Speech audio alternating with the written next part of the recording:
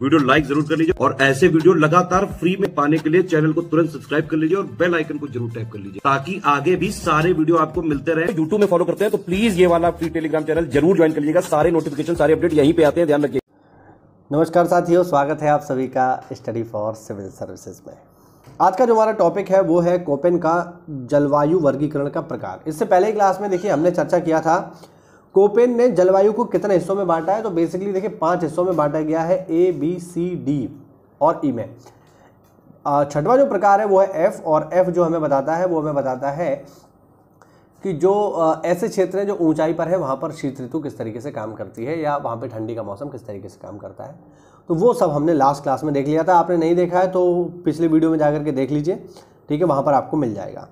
आज हम आगे बढ़ेंगे। तो देखो ये तो आपको समझ में आ ही रहा है। ए से क्या है, उष्णकटिबंधीय आर्द्र जलवायु क्षेत्र है। बी से क्या है, शुष्क जलवायु, ये मैं पिछले वीडियो में आपको बता चुका हूँ ऑलरेडी। सी में क्या है, शीतोष्ण जलवायु। डी में क्या है, शीतल हिमवन, बहुत ज़्यादा ठंडे। और ई में है शीत जलवायु। शीत जलवायु का मतलब है यहाँ पे कभी भी गर्मी नहीं पड़ेगी। उष्णकटिबंधीय आर्द्र जलवायु का मतलब हो गया कि यहाँ पर जो है मतलब मौसम यहाँ पे बारिश भी होगी और थोड़ा उमस भी रहेगी। शुष्क जलवायु का मतलब हो गया कि यहाँ पर तो बारिश ना के बराबर होगी, वाष्पीकरण बहुत ज़्यादा होगा। शीतोष्ण का मतलब हो गया ठीक ठाक गर्मी, ठीक ठाक सर्दी। शीतल हिमवन का मतलब हो गया कि यहाँ पर जो है शीत ऋतु ज़्यादा होगी, गर्मी कम पड़ेगी। और केवल शीत जलवायु का मतलब हो गया कि केवल सर्दी पड़ेगी, कभी भी गर्मी पड़ने वाली नहीं है। ये सब हमने लास्ट क्लास में डिस्कस कर लिया था। अब देखो यहाँ पर ये कुछ कोड दिए हुए हैं, ठीक है। इन कोड को समझना बहुत ज़रूरी है, ठीक है। इन कोड का मतलब क्या है देखो मैं आपको बताने का प्रयास करता हूँ, ठीक है। एक एक करके देखिए लिखा है ना, A F A M A W. तो पहले मैं इनका मतलब आपको समझा देता हूँ कि एफ का मतलब क्या है, एम का मतलब क्या है, डब्ल्यू का मतलब क्या है, एच का मतलब क्या है, सी का मतलब क्या है, एस का मतलब क्या है, डब्ल्यू का मतलब क्या है। ये सब मैं पहले आपको एक बार बता देता हूँ, तब आगे बढ़ेंगे। चलिए मैं आपको बताता हूँ। हाँ जी, तो चलिए इस खाली पेज पर हम इसको समझ लेते हैं कि ये जो कोड दिए हुए हैं इनका मतलब क्या है। देखो एक एक करके देखेंगे। देखिए A B C D E तक तो हमें पता ही है, एफ भी हमें पता है। सबसे पहले देखेंगे कैपिटल एस। कैपिटल एस का मतलब होता है साथियों अर्ध मरुस्थल, ध्यान रखना, अर्ध मरुस्थल, ठीक है। एस अगर आ रहा है मतलब अर्ध मरुस्थल की बात होगी, ठीक है। हाँ जी, आगे है फिर डब्लू। डब्लू का मतलब होता है मरुस्थल, ठीक। फिर आता है small F. Small F, small F का मतलब है पर्याप्त वर्षा होगी, ठीक है। इनका मतलब समझना बहुत जरूरी है वरना आप इसे समझ नहीं पाओगे। एम का, स्मॉल एम की बात होगी। स्मॉल एम का मतलब है शुष्क मानसून भी रहेगा और वर्षावन रहेंगे। लिख देता हूँ शुष्क, इनको आप नोट कर लीजिएगा, शुष्क मानसून वर्षावन, ठीक है। स्मॉल एम हो गया। चलो आगे देखो, फिर है डब्लू। चलिए डब्लू, अब अभी जो हमने डब्लू देखा था वो बड़ा था, ये डब्लू छोटा वाला है, ठीक है। स्मॉल डब्लू की हम बात करेंगे, इसका मतलब है शुष्क शीत ऋतु। शुष्क शीत ऋतु, शुष्क शीत ऋतु का मतलब क्या हुआ साथियों, इसका मतलब ये हुआ कि ये वो इलाके हैं जहाँ पर बहुत ही ज़्यादा ठंड पड़ती, मतलब ठंड पड़ती है लेकिन सूखी ठंड पड़ती है, ठीक है। हाँ, फिर है आपका स्मॉल एच। स्मॉल एच का मतलब होता है शुष्क और गर्म, ध्यान रखना, शुष्क एवं गर्म, स्मॉल एच, ठीक। स्मॉल एच की हम बात करें तो ये आपको कहाँ मिलेगी, तो ये बेसिकली आपको महाराष्ट्र के क्षेत्र में मिल जाएगी, ठीक है। और भी जगह ये यहाँ पर ये जलवायु आपको देखने को मिलती है।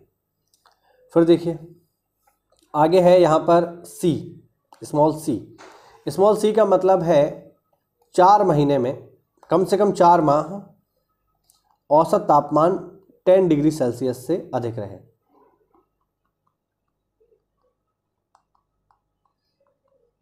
ठीक है। स्मॉल सी का मतलब ये है। और फिर आपको इसमें एक कोड और देखने को मिलेगा जो नॉर्मल अभी इस वाले में तो नहीं है लेकिन आ जाता है कभी कभार, वो है स्मॉल जी। स्मॉल जी का मतलब होता है गंगा का मैदान, ठीक है। तो ये आपको समझ में आया। एक बार मैं जल्दी से रिपीट कर देता हूँ। एस का मतलब है यहाँ पे अर्ध मरुस्थल। कैपिटल डब्ल्यू का मतलब है मरुस्थल। स्मॉल एफ का मतलब है पर्याप्त वर्षा होगी। स्मॉल एम का मतलब है यहाँ पर कि शुष्क मानसून होते हुए भी वर्षावन यहाँ पर मिलेंगे। स्मॉल w का मतलब है शुष्क शीत ऋतु, स्मॉल h का मतलब है शुष्क एवं गर्म, c का मतलब है कि साल में कम से कम 4 महीने औसत टेम्परेचर 10 डिग्री से अधिक रहेगा, और स्मॉल g का मतलब है गंगा के मैदान। ठीक है, तो ये कोड है, इनको आप समझ लो, नोट कर लो, तभी आपको कोपेन का जलवायु वर्गीकरण समझ में आएगा। चलिए देखते हैं आगे। हाँ जी, तो ये कोड आपको समझ में आए। अब एक एक करके देखते हैं। देखो, सबसे पहला है ए, उष्णकटिबंधीय आर्द्र जलवायु। ए का मतलब है उष्णकटिबंधीय आर्द्र जलवायु। ठीक है, अब यहाँ पर आपको क्या क्या मिलेगा? उष्णकटिबंधीय आर्द्र, उष्णकटिबंधीय मानसूनी तथा उष्णकटिबंधीय आर्द्र एवं शुष्क प्रकार की जलवायु यहाँ पर मिलेगी। जिसको कैसे डिनोट करते हैं हम लोग? इसको डिनोट करते हैं ए और एफ से। ए का मतलब क्या है यहाँ पर? ए का मतलब सीधा सा है ये कि उष्णकटिबंधीय जलवायु रहेगी। ठीक है, एफ का मतलब मैंने क्या बताया कि पर्याप्त वर्षा भी होगी, मतलब गर्मी रहेगी और बारिश भी खूब होगी। ठीक है, तो कैसी जलवायु हो जाएगी? उष्णकटिबंधीय आर्द्र जलवायु हो गई। साहब बात समझ पा रहे हो नहीं? दूसरा है ए एम। ए का मतलब क्या है? उष्णकटिबंधीय, हमने देख ही लिया। स्मॉल एम का मतलब है कि शुष्क मानसून होते हुए भी वर्षावन यहाँ पर पाए जाएंगे। फिर है ए डब्ल्यू। ए का मतलब हमें पता ही है उष्णकटिबंधीय जलवायु है। डब्ल्यू का मतलब क्या है? अच्छा, डब्ल्यू भी कैसा है? तो कैपिटल नहीं है, स्मॉल है। डब्ल्यू का मतलब क्या है? यहाँ पे शुष्क शीत ऋतु यहाँ पर आपको मिलेगी, यानी जाड़े की शुष्क ऋतु यहाँ पर प्राप्त होगी। समझ में आया? A F, A M, A W नहीं आया तो रिवाइज करके फिर देख लो।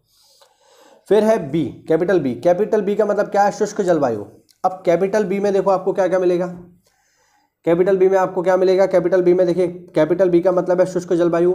एस का मतलब क्या होता है? एस का मतलब होता है अर्ध मरुस्थल। और एच का मतलब क्या है यहाँ पे? तो एच का मतलब है शुष्क एवं गर्म। ठीक है, तो वही यहाँ पर है। ठीक है, आप देख सकते हो। फिर है B W H. B W H का मतलब क्या है? बी का मतलब हो गया शुष्क, डब्ल्यू का मतलब हो गया रेगिस्तान, और एच का मतलब हो गया शुष्क एवं गर्म, तो वही है, ये हो गया। फिर है बी एस के। बी का मतलब क्या हो गया? शुष्क। एस का मतलब क्या हो गया? अर्ध मरुस्थल। ठीक है, और के का सिंबल आई थिंक इसमें मैंने नहीं बताया।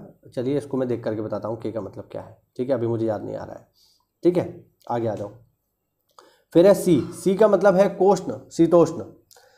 ठीक है, यानी शीतोष्ण जलवायु। तो सी का मतलब हो गया शीतोष्ण। स्मॉल एफ का मतलब क्या हो गया? स्मॉल एफ का मतलब हो गया पर्याप्त वर्षा होगी। ठीक है, तो ये यहाँ पर हमने देख लिया है। अच्छा, स्मॉल ए का मतलब क्या है? स्मॉल ए का मतलब है कि मध्य अक्षांशों पर ये पाया जाएगा। फिर है भूमध्य सागरीय, ये है सी एस ए। सी का मतलब आपको पता ही है, एस का मतलब मैंने आपको बता दिया, ए का मतलब भी बता दिया। तो ये है शुष्क गर्म एवं यहाँ का मौसम रहेगा शुष्क गर्म एवं ग्रीष्म। फिर है समुद्र पश्चिमी तटीय जलवायु, ये है सी एफ बी। देखिए इनके कोड समझना बहुत ज़रूरी है। अगर आपको कोड समझ में आ गए तो ये आपको समझ में आ जाएगा। कोड अगर आपको समझ में नहीं आए हैं तो फिर ये आपको समझ में नहीं आएगा किसी भी स्थिति में। ठीक है, तो कोड समझना इनके ज़रूरी है। पहले आप कोड पर काम करिए, बाकी तो बस इनको पढ़ना भर है। शीतल हिम जो जलवायु है ये आपका डी एफ से डिनोट करते हैं या डी डब्ल्यू से करते हैं। ठीक है, डी का मतलब हमें पता ही है, शीतल हिम वन जलवायु।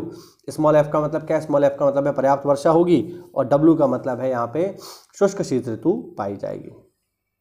ठीक है, हाँ, तो बस वही है, तो इनको बस पढ़ना भर है। ई टी यहाँ पर सही अर्थों में ग्रीष्म ऋतु नहीं पाई जाती है। ई एफ सदैव हिमाच्छादित आपको मिलेंगे। ई का मतलब क्या है? ई का मतलब है साथियों यहाँ पे शीत जलवायु। एफ का मतलब है जो ऊंचे क्षेत्र हैं, जो ऊंचाई पर स्थित जो सर्दी आती है उसके बारे में, इसको हमने लास्ट वीडियो में पढ़ा था। तो उम्मीद करता हूँ आपको कोपेन का जलवायु वर्गीकरण समझ में आया होगा। कोई डाउट हो तो कमेंट के माध्यम से पूछिए। मिलते हैं अगली क्लास में, तब तक के लिए जय हिंद, जय भारत, वंदे मातरम।